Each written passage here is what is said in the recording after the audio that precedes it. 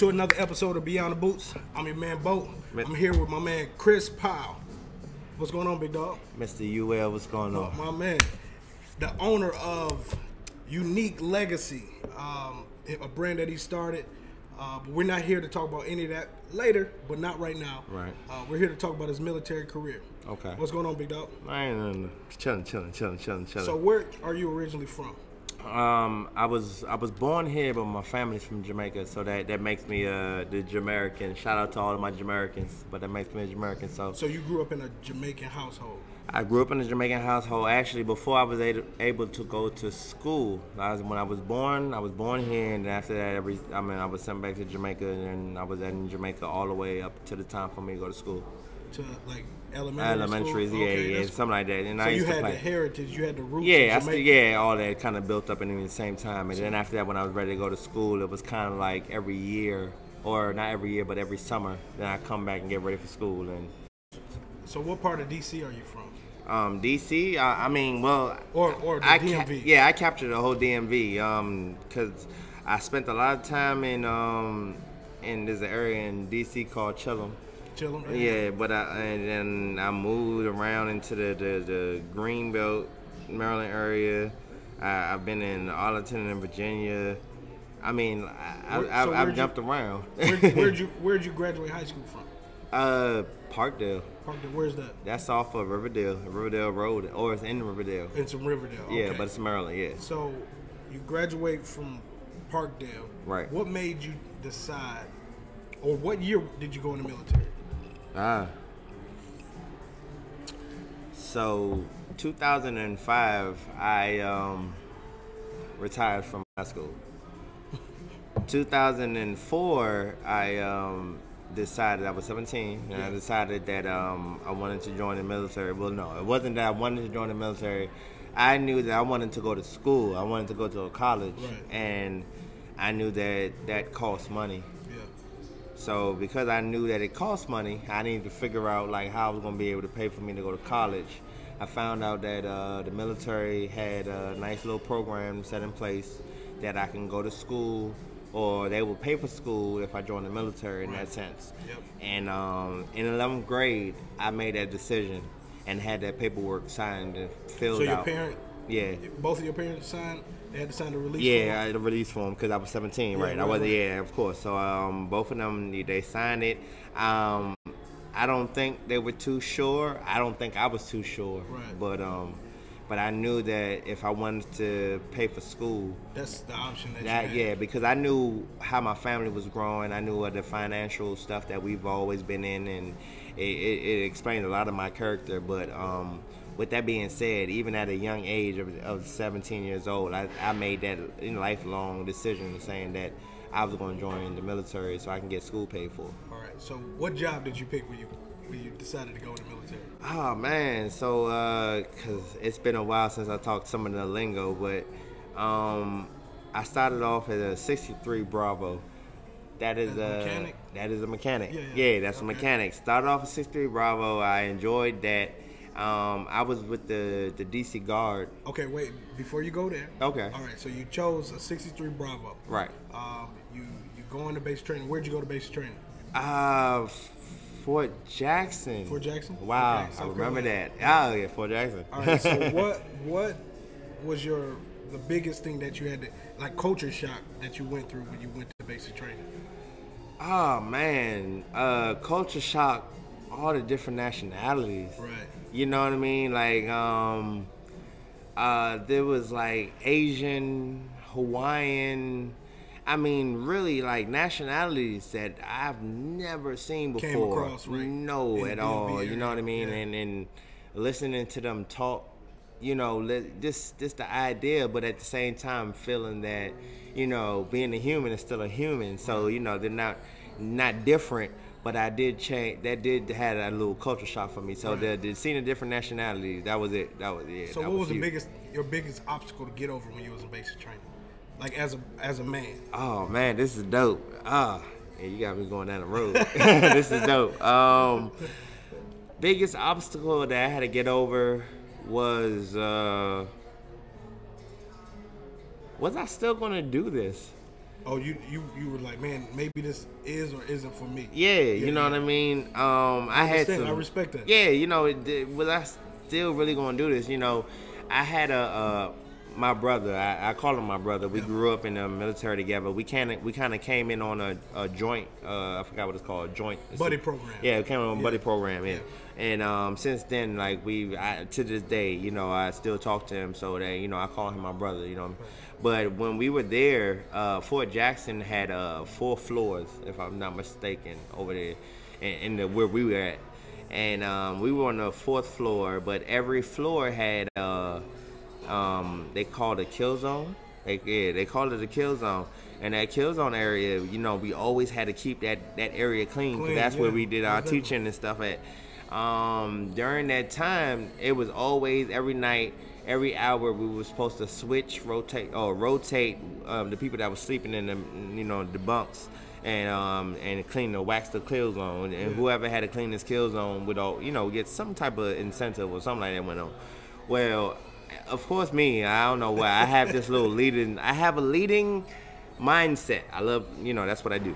But I had said to myself, I said, when the drill sergeant leaves, everybody gets the hell up out of the bed, and we just clean this kill zone and get it done, so then everybody can go to sleep. We still rotate like we supposed to, but the floor be clean, and we gonna win, man. For like, I don't know, maybe 2-3 days, man, we was doing good, doing good. I think we got too arrogant. So in the bathroom or the shower where we took a shower at, we started playing blackjack. Oh, y'all were feeling yourself. Yeah, man. We had a casino. We had a casino going on in the bathroom, man. Right. And that casino, man, I'm trying to tell you, man. And I'm gonna tell you, the reason why we got caught was because, like, people were losing, and they would like walk down to where the ATM and come back with money, and like, you know, you don't got nothing else to do with your money, your 1st and 15th, you know, because you're at basic training, you know. And we had people coming, and then finally the drill sergeant, somebody looked at it and said, wait a minute, something ain't right. Man, I'm trying to tell you, he came into the bathroom, looked over us and looked at us, and we was like, and then I just said, you know, we might as well just finish playing, because we already he about to smoke. He about to all day long, man. Oh, Fort Jackson. Wow, you brought back some memories, dude. Yeah, so I got some stories. Come on, let's hear it. No, I'm just thinking about it. What was the, like, your best memory or fondest or funniest memory from basic training? Oh.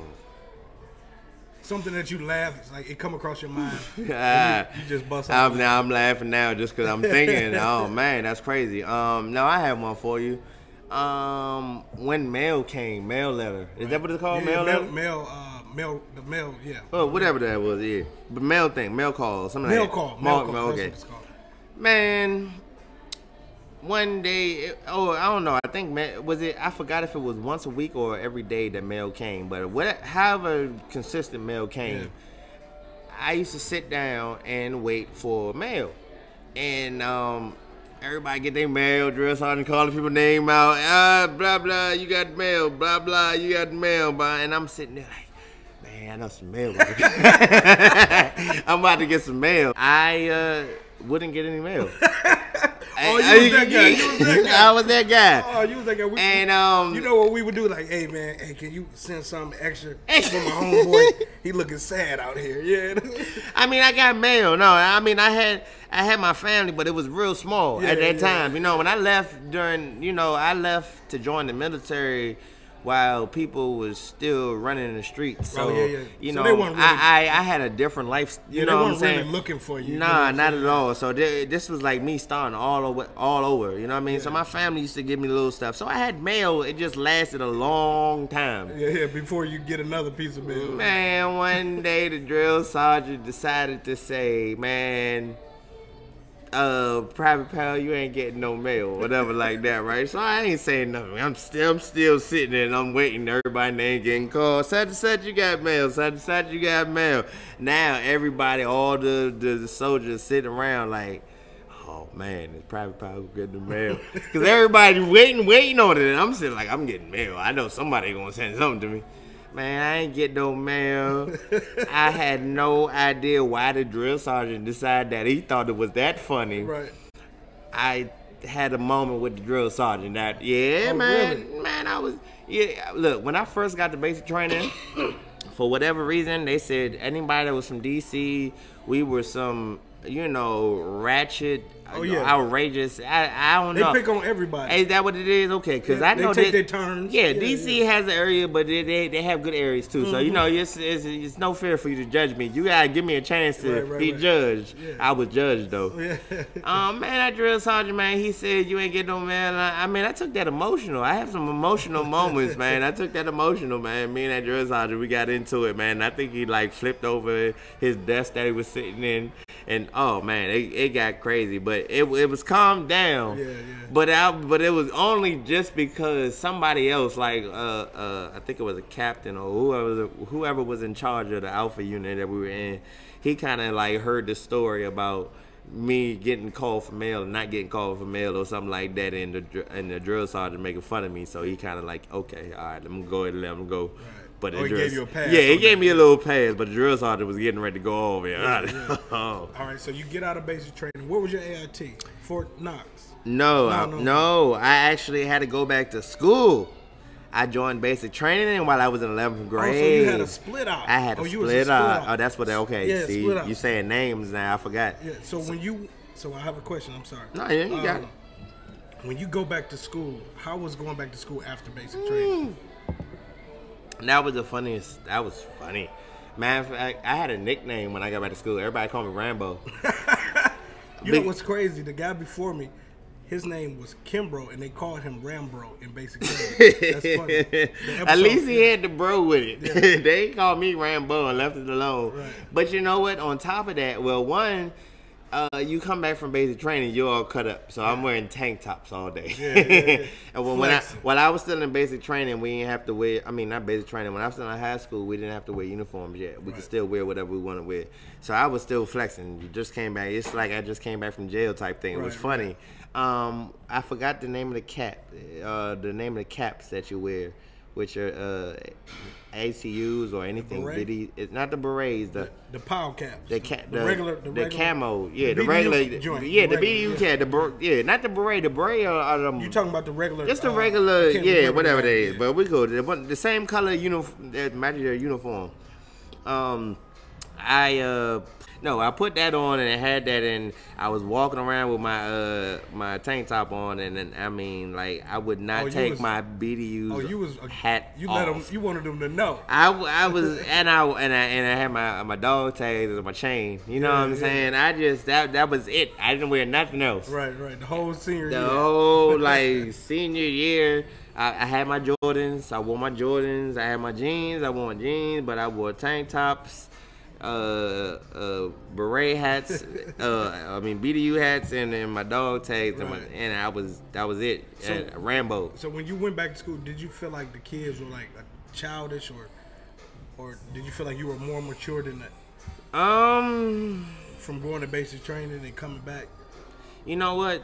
There's a part of me with going to basic training that I might have felt like I was already that person. Right. I think there's a lot of people that, or a lot of people that go and look for people to change certain characteristics or things like that. I had a personality that I kind of was already on top of certain things. Yeah. So it was more of an enhanced type of thing.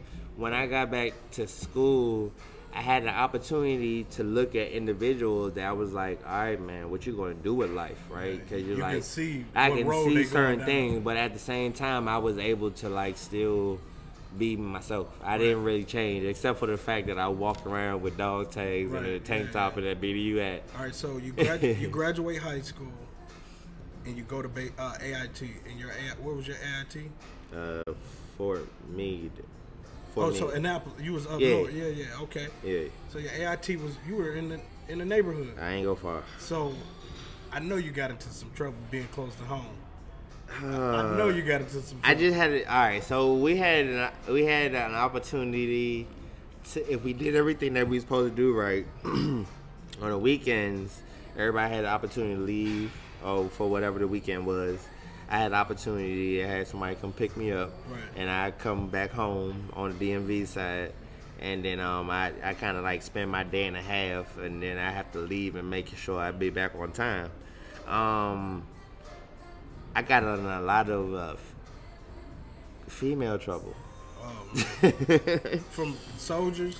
Nah, because I was back home. You know what I mean? Because people was looking for me to come back home certain days. I made it seem like it was kind of normal that I came back home. So it was like, people were like, oh, you come back home? You come? And I was here. You next weekend. Oh, man. And I try to, like, you know what I mean? Yeah. I'm not that person, okay? I'm not that person, but I'm just saying that, you know, I'm a man too. No. So you had a good time for AIT. I mean, it was back and forth. I still learned some stuff at AIT too, because, you know, like I said, 63 Bravo, that's where you're going to go and learn your job, AIT, right?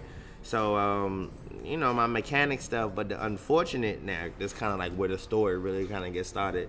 At AIT, I had caught viral meningitis. What's that? It can either be attracted by either a mosquito or like a tick type of thing, but it's a virus that floats around through insects. And I got caught with one, and being caught with viral meningitis left me with now, which with what I retired with, is epilepsy. I had caught my first seizure while I was at AIT. And it was because of a tick. This thing, right. We didn't know specifically what caused the viral meningitis, but what happened was I was in class and we were learning something about a different vehicle, and I kept falling asleep. And the teacher kind of was getting upset. Now, we had separated teachers and drill sergeants, so You had the instructors, and then you had But I had an instructor that was kind of like getting into like the drill sergeant mode because I kept falling asleep in class. Right. Yeah. So of course I was told to go stand up in the back, but while I was standing up in the back, I was falling asleep while I was standing up. So I had like 2 or 3 drill sergeants come around me while I was like falling asleep, like, you know, like wobbling, going around, but I wouldn't fall, thank God. But drill sergeant just like yelling, telling me to wake up, you know, all this yelling going on in my ear. And from then, I went back to the barracks, fell off the top bunk, and then when I fell off the top bunk, that was me having a seizure. So when I had that seizure, that took me to like, life started over. It was a new chapter that happened. Right. You know, because that seizure took me to where I had to go to a hospital. I had this thing called a spinal tap that they had to do or whatever like that to help me with the viral meningitis. But the epilepsy is what's stuck along. So me spending that time to like, I don't know, like recover from being from the hospital. I think I had like a month that I had to stay away from AIT, that I stayed home because of the whole me having seizures things. I was having seizures while I was like falling asleep. Like there's certain little songs that come on at nighttime, and I would hear the song, and then I would hear marching bands after that, you know. And I would watch TV, trying to watch TV while I was going through that recovery time, and I would see bubbles coming up, going up through the screen. Yeah, man, there was a lot of things going on. I mean that epilepsy, or not even. I don't even think they were able to say that I had epileptic, right? They were still just going through the seizures thing. Trying to figure that out. Right, but I thought that, you know, as that kind of went through like a month that I spent the time away, when I got back to AIT and finished off AIT, like I was fine. I was able to finish AIT, and I thought the same time, or you didn't get recycled? No, it wasn't recycled. I was able to do it at the same time. You know, I was able to go back, finish, you know, and go through the whole thing. And during that time, I was fine. Like I thought I was fine from that aspect.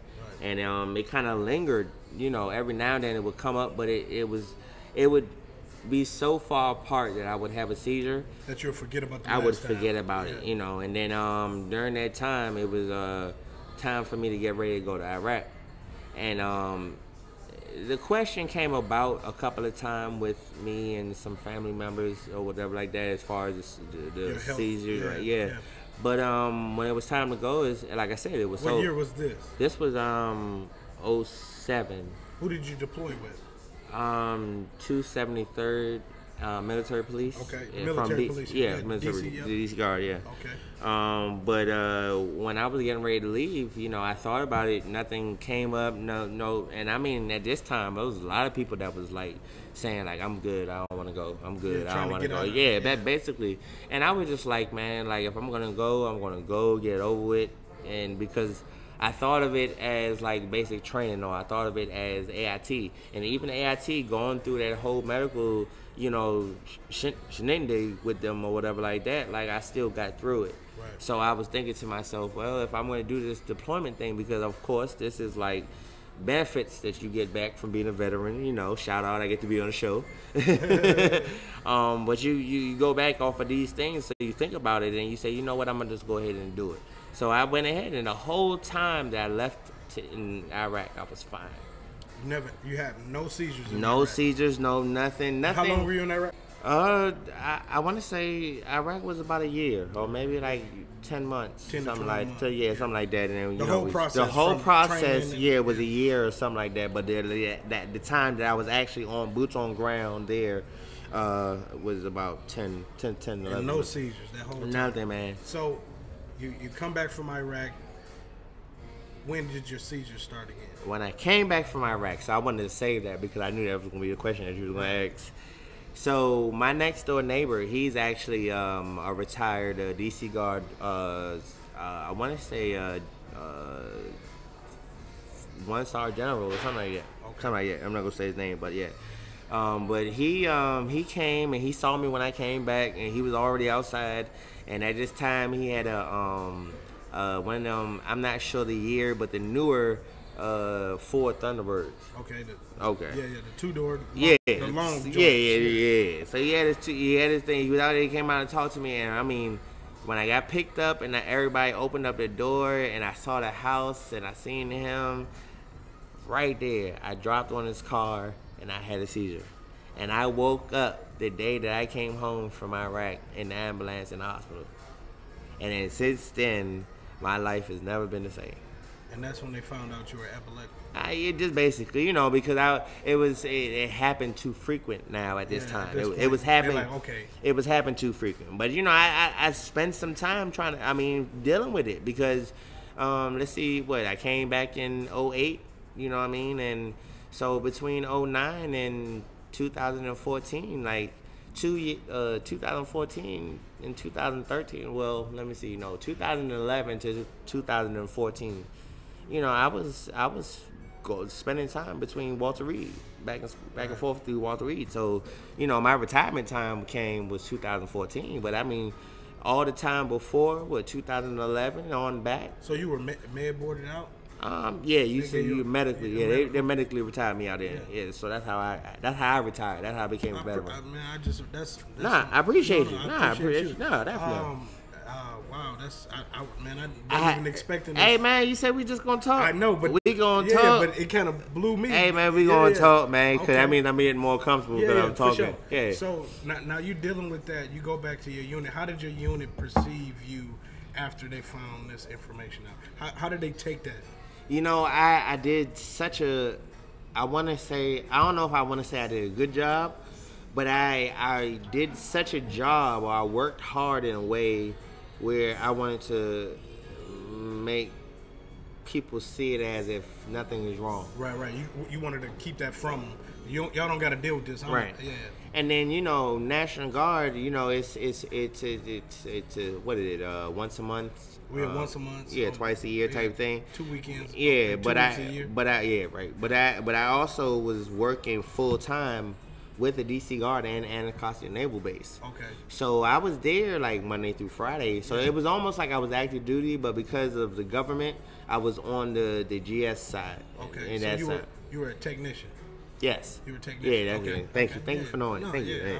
I'm trying to be well versed. That's cool. That's cool. Like I said, I haven't had a conversation like this that deep into the military stuff in a while. So I love the fact that you know it. Yeah. So I was a technician, and that's how that worked. So it was almost like you was active duty. You were active duty, but you were GS side. The way you got paid was on the other side with the GS side. So how did the government, since you were on since you were on Title 10, were you Title 10 or you were just a technician? I was just a technician. That's Okay, the name I remember. Yeah. Okay, so you were. I had Title 10 days. If it's not Title 10, it's something else, but whatever it is for active duty. Right. I had those days every now and then, but my main time was technician. Okay, so as a technician, with them knowing that when you were retired out of the military, what happened with that? Well, it was because of the technician time frame why I was retired. When I first joined the military, I went straight into becoming a technician. You know, it was part time, but it was good, I went straight in. And that full time, I was I was serious. Yeah, it was definitely serious. But I started off as a mechanic. That was what I was doing. That mechanic time, I want to say that I moved over to a warehouse because the warehouse was receiving me in because they was concerned about me being with mechanics and the seizures. They weren't. I had some that knew, but they weren't like, we got to get him out of here. You know what I mean? They were like, because like I said, they were spread out so far. So people will forget. Everybody will forget. You know, in such a way, right? Like, I mean, the main people who need to know knew, but I mean, as long as I was able to say, like, I'm okay. You know, having to stop driving a couple of times had to be it. But because it's, like I said, once again, it's spread out so far, it was okay. So I left from the mechanic spot because of one of my episodes, and I went over to a warehouse, and I was working in a warehouse, and I was doing a great job in the warehouse. And one day I left to go to the gym to work out, and I had an episode in the gym. And being in the warehouse and having an episode, I moved over into a desk job. And and of course this is all like time frame that spreads out between 2011 when I had to go to Walter Reed. I went ahead and I did whatever I had to do with them, but then I switched over, and then finally they was like, yeah, we're gonna have to retire you. Yeah, you're gonna be mad. We're gonna have to retire you. Cause sitting at the which desk, was probably a good thing. I mean, of course, what at that time, man, there was a lot of ups and downs that was going on, and I'll be dead honest. I mean, at that time, thinking about something that I did not bring on, right? Of course, the seizures thing. And then thinking about to myself that I made this decision to do school, and being so on stress, something that made it. I mean, there's a lot of things that trigger epilepsy, or that trigger seizures in that sense. And stress, yes, is one of the top ones. Blood pressure being high, different things like that. Being too excited about something, and those little things like that. They happen, and they happen, and they good, but. So yeah, just being the couple of times, just having to deal with that, they had to go ahead and medically retire me out. Okay, so since being medically retired, have you had any episodes? Oh yeah, definitely. I'm in the Epilepsy Foundation. I've done a couple of epilepsy walks. Hey, if you're listening to this, go ahead and donate to the Epilepsy Foundation. Please, shout out to the epilepsy that suffer from. Absolutely, that seizures. Because the day that we find a cure, or we find something stronger that can control people's seizures, man, it'll give people a lot of freedom. I know a lot of people who do not leave their house because they are concerned about having seizures. Me being epileptic and having the seizures, I mean, it's still under some type of control. You know what I mean? So I don't want to say that I'm just out here walking around randomly, because there are some people, you know what I mean? No, I'm aware of a lot of things, but being able to talk to people about stuff like military, or talk to people about epilepsy and different things like that, or even just telling people that my story and how I got to this part, it allows me to let people know, donate or support, because there's people who do not leave home, or there's people who don't, and they need support from their family, exactly, just to be able to feel like they can do certain things, you know what I mean? In society. Absolutely. So you get a chance, man, look up Epilepsy Foundation, man. If it's something that you didn't know about, just learn a little bit about it. I'm not saying anybody that you have to donate right away, but just learn and know more about it, because I want people to be aware, because just in case your buddy or somebody next to you or anywhere may have a seizure or something like that, you want to be able to know like what to do and how to help them and make sure that they'll be able to wake up once it's all over. So definitely check it out. Hey Chris, I appreciate the time. Nah, man. Listen, we everybody, this is another episode of Beyond the Boots. I'm here with my man Chris Powell. Like he said, find out, read up on epilepsy. You never know who the person next to you gonna suffer from it. Your children, your parents, your friends. You never know. It's Beyond the Boots. I'm Bo. Appreciate y'all.